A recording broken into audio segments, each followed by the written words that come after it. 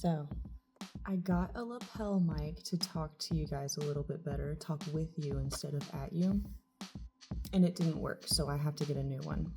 I'm returning that one and getting another one. But for this month, this is February, so I'm doing a Valentine's related thing.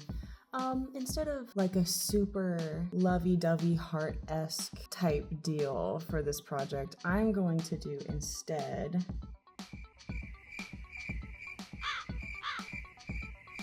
kind of a project of love, if you will. I went on eBay and I got this Coach bag, and I think what I'm going to do is combine it with a Victoria's Secret pink dog and make a little dog bag. I like both the brands. I like both the dogs and the bags, so I guess I'll combine them. Let me know if you think this is real. I personally, with the price I paid for it, don't care. But if it is real, cool. If it's not, fine, whatever. I got it because it was a lot of material for the price. I thought, may as well. I think what the basic idea of what I'm going to do is I'm going to seam rip from rough anatomy here, but from the neck to the tail-ish, put a zipper and bag in there in some capacity. And I think I'll use the handles on the outside, stitch them on the outside somehow. If time permits, I think I'm gonna put a little tongue on him. I think that would just be so cute to have a little, like, tongue hanging off of him. I don't know, I think that'd be cute, but I think it'd just be cute as a little bag. I think, scandal. Okay, I think also what I'll do, I also got this little guy for super cheap off eBay. I'm going to tear this little guy apart and I am going to try and make a big one for myself. I see the big ones that people have for sale online and they're way too much. I'm not paying $100 for a giant stuffed dog. I can make one with some scrap fabric, so I think I'm gonna do that.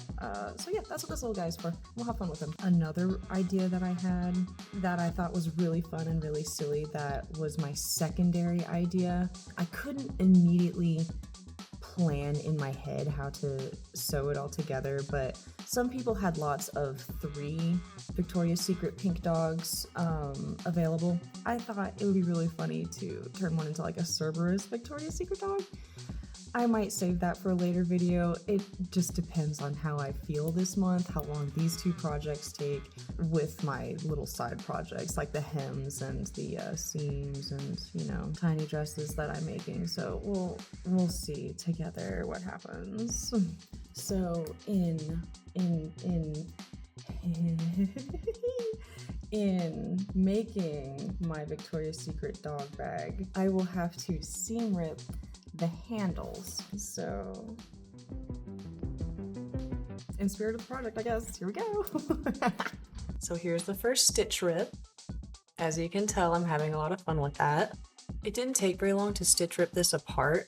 I think I took apart the bag and the Victoria's Secret yellow dog in one day. Here's some of the hardware if you're curious. It keeps the straps on the bag.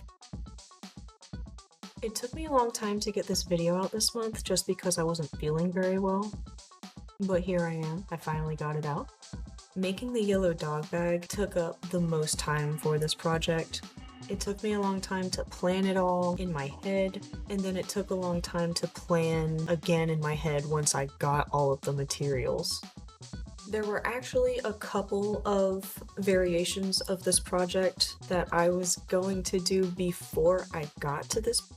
There was one bag I had ordered off of eBay that never came, so I had to get a refund for that one. And then I think I planned on purchasing another bag, but waited too long because the first bag was kind of in limbo, so settled on this bag. So far I've seam ripped the top of the bag and I'm moving on to the sides and bottom. Here's how the Coach letters are kept on. There were obviously a lot of panels on this bag, and the interior of the bag was obviously very well loved.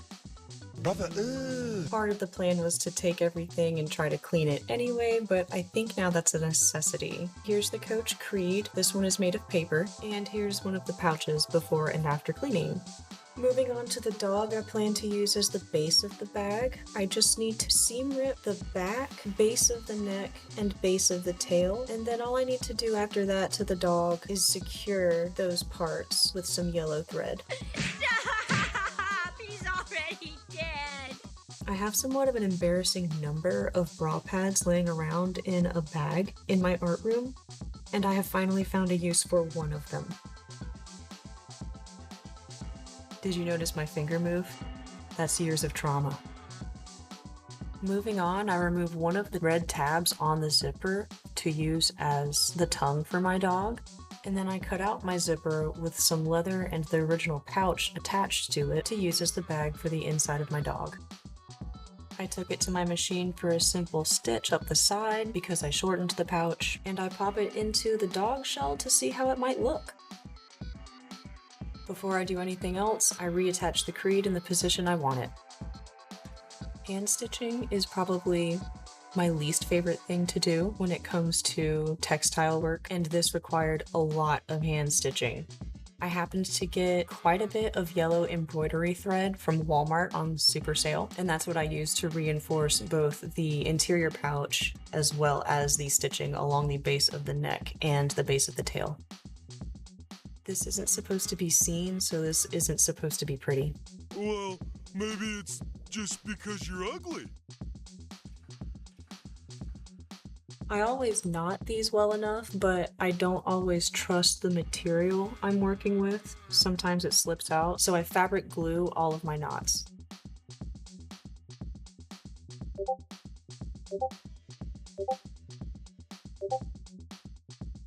Okay, so I'm going to clean, I'm in my bathroom, so it probably sounds terrible, but I'm going to clean what is going to be my dog's little tongue, as well as the straps and the zipper leather.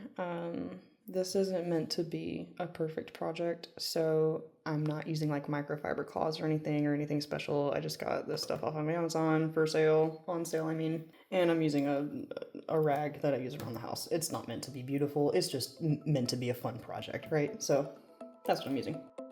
So I took about 30 minutes to clean these. It wasn't a lot of effort.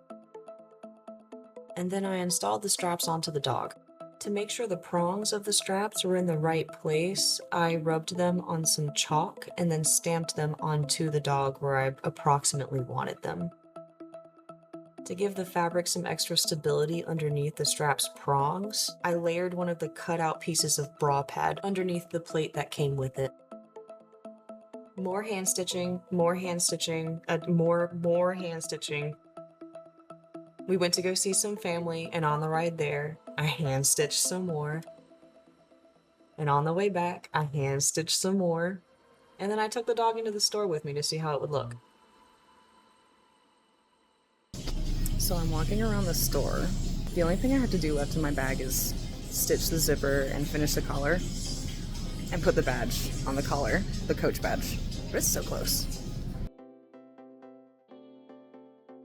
I actually completely forgot about the badge I wanted to add, so I had to go in after stitching the top part of the strap collar on the dog and cut some slices and shove that bad boy in. Whoa, hold on. God, guess what?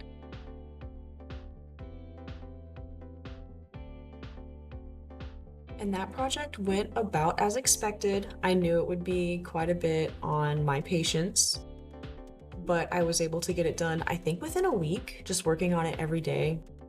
And I think it's really cute. I do, since making this video, take it out and wear it with things that it matches with. This project was definitely a practice in planning, and I think I planned pretty well, except for forgetting about my badge there at the end. And I really just had a hard time planning the zipper up top, but I think given the difficulty, it went very well. Now for the part I enjoyed most. What the hell? Oh my God, no way.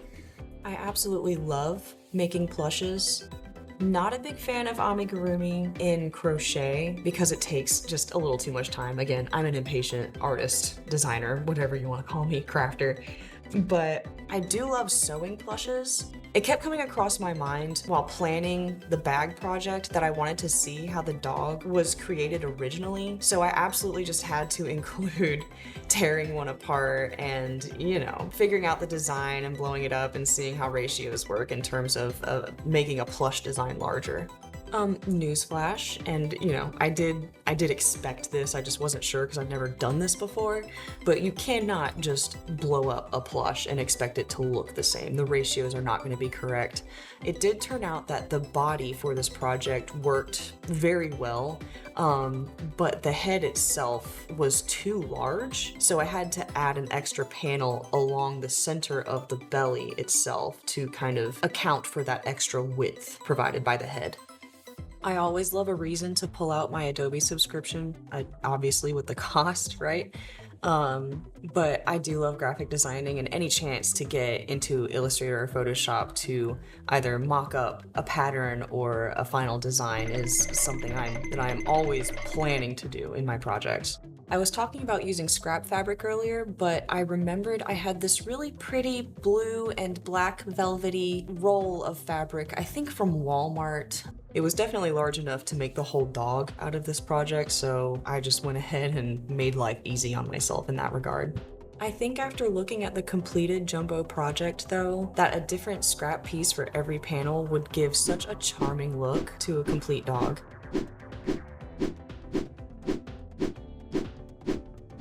Can you see the dog silhouette?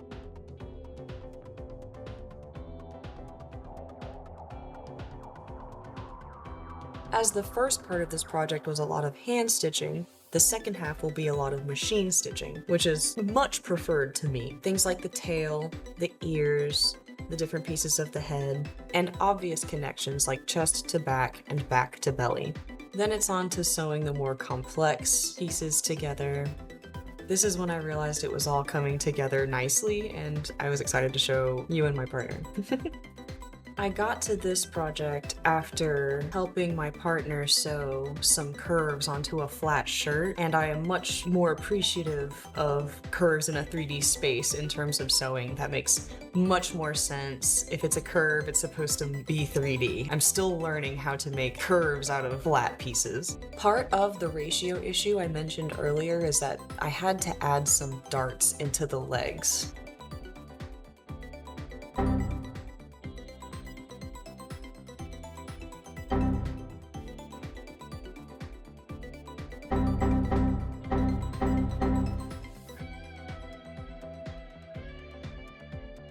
I've been sewing for a long time, and I have a literal bucket of bobbins, but I never have more than one bobbin of a color spool at a time.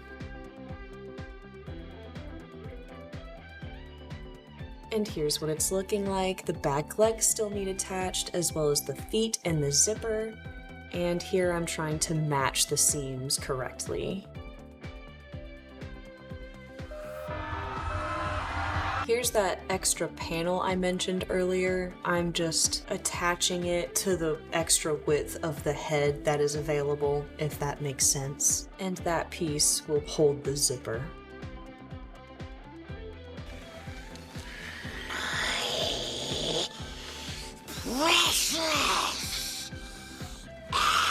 Before I close everything up and make the final touches, I check everything, make sure all the seams I want to close are closed, and then I seam rip the zipper. One last quality check to get rid of threads, and it's finally done. I think I'll be counting these as 2 different projects just because it took me so long to get them both done and get the video edited and out. So this ended up being February and March's project video. I think they turned out really cute.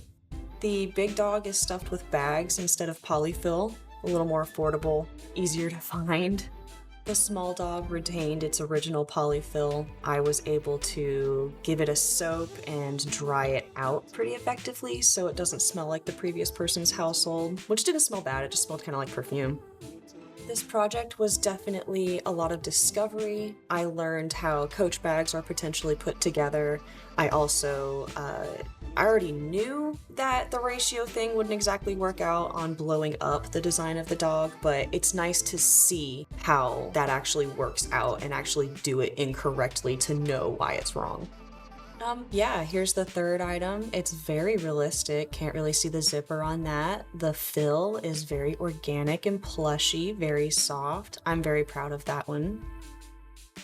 I'm obviously just giving her a hard time, but yeah, there they are. Thank you so much for watching, and thank you for appreciating the project with me.